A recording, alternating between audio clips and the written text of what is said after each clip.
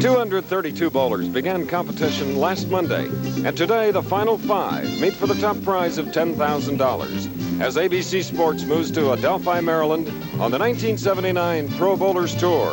Today, it's the $80,000 Fairlanes Open.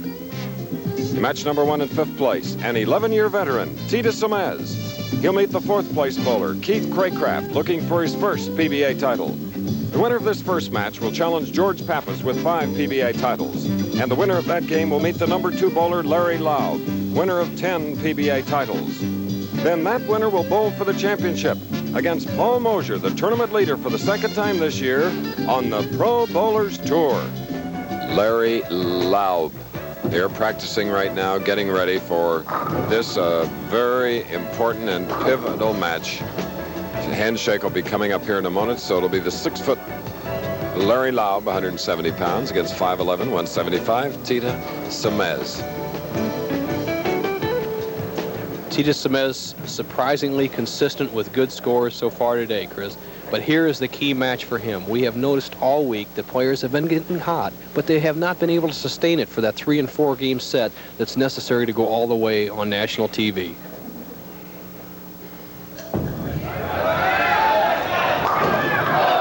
Leaving a 10-pin on the left lane. And if he keeps going with that quality of shot, he'll definitely be consistent. That was an excellent shot. Once again, the solid 10 that we see so often in today's bowling. That's the plastic pin has a tendency to fly up in the air and around each other instead of staying low to the ground. Man that went home after last week's Miami tournament and worked on his knee bend to get more leverage.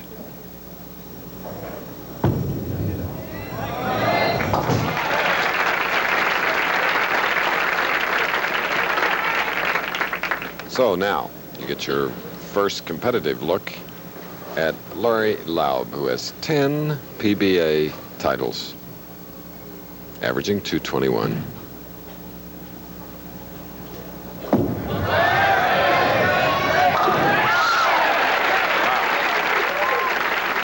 And what a great player he is, Chris. Has a great arm swing. He has everything there is. Here's Laub, as we recorded earlier. Now you want to see how he lays the ball down early at the foul line. He's unique on the tour with that. Now watch the swing. We recommend the players to get it over the line. Here's Laub laying it behind the foul line. A good point to remember at home, Chris, is you cannot foul with the bowling ball. If somebody would happen to do that at home, or Larry Laub, and the foul light go off, it is not a foul if the ball touches the line. Okay. Good point. Oh, and a high hit taking out, fortunately for Larry, the 10-pin, leaving only the 3. A man that won 3 titles in 1974, including the United States Open. One of the great arm swings in the game of bowling. You see the balls down the center of the lane. A tremendous pull shot, really, for Larry. Just got into it a little quick, broke up the 310. If Laub has one problem, although he's one of the great bowlers, is hitting hooking lanes. The left-hand lane on this pair, it hooks quite a bit. Show you how tough he is. After 3 rounds, he was in 24th. And he made the biggest jump of all the finalists, winning 6 of 8 as we look at lovely Pam. She is just radiant, expecting her first child in July.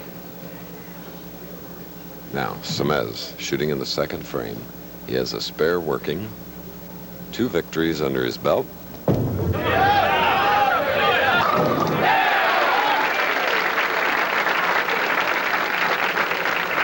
And that's the kind of shot that got this man in the New Jersey Hall of Fame.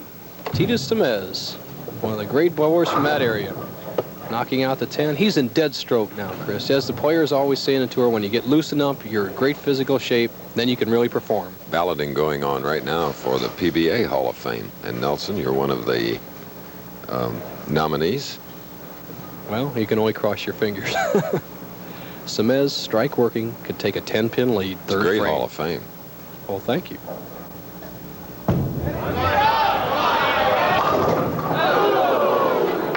Oh, the 4-9.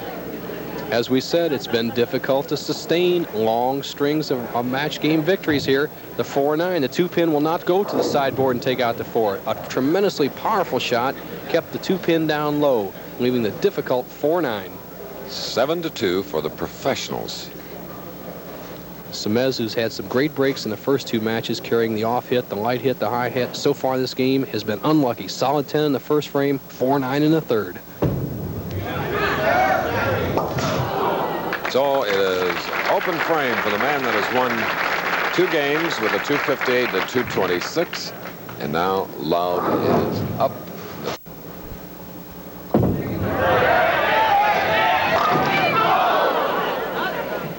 10 pin. And Laub's beginning to wonder what's wrong. He has thrown the ball so well, solid 10s.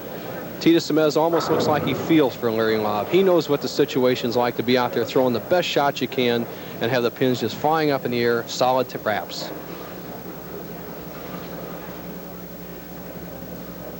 The match by no means over. Larry Laub cross lane, trailing by 9. All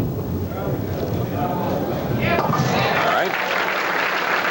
This is Larry's wife, Pam, watching here along with hundreds. See the angle of Laub's ball on the 10 pin, right down the center. Just a nice medium roll.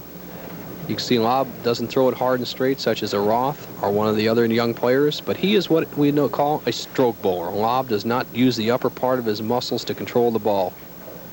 And one of the better fishermen on the Professional Bowlers Tour.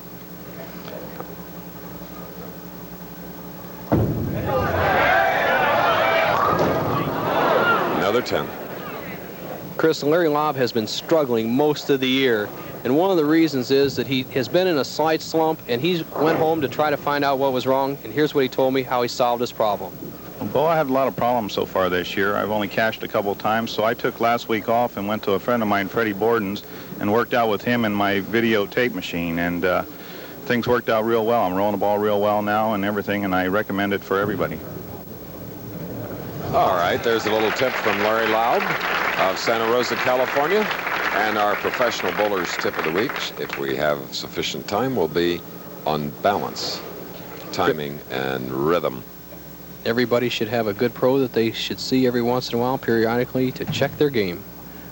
Semiz, 3-timer working, could extend his lead to 20 pins, 8th frame.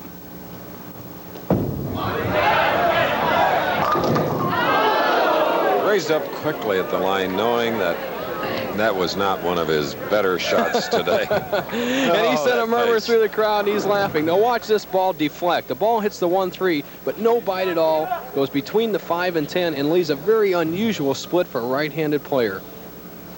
Just lack of power, no drive. That's how he came up at the line. He pulled up, lost the leverage. The adjustment on the approach for him is 7 boards to the right with his feet and same shot as a strike target. No.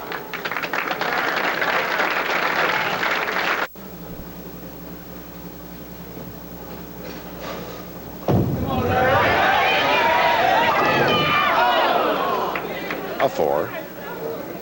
It's a good shot of Semiz.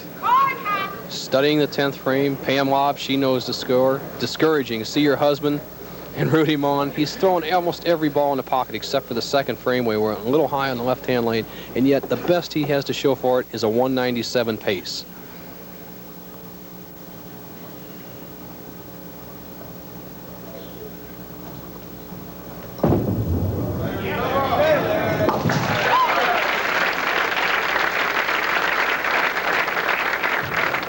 Situation is this: Larry Laub, with 3 strikes in the 10th, can shut out Teata Semiz.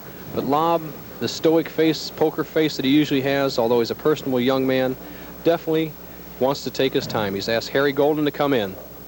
And Harry, the tournament director, all 18 years, celebrating a birthday yesterday, making the judgment of whether it'll be allowed. And Chris, Laub feels that the pin may be unintentionally set off spot by the pin setter, and the players get 1 re-rack per game. Laub has already had 1. He has to ask the tournament director for the 2nd one. He was granted that re-rack. The situation is still this: Laub has a 3-pin lead, has a spare working, 10th frame. Okay. He needs 2 strikes and 8 to shut out Semiz.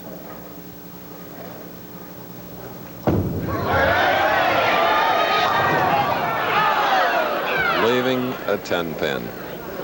He's opened the door for Semiz. The best Laub can do is 196. Teata Semiz still has a possible 204. The weak 10. 6-pin going and laying in the channel. Doesn't get the love tap around the 10. Laub's job now is to get this spare and at least 9 on the next ball to force Semiz to strike.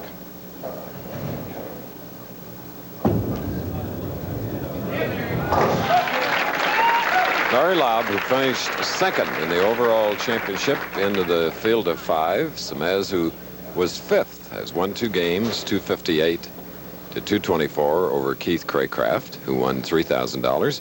Then Semiz over George Pappas, 226 to 223. Pappas with $3,500. Loser of this game will get $4,000. The winner, chance to make 10.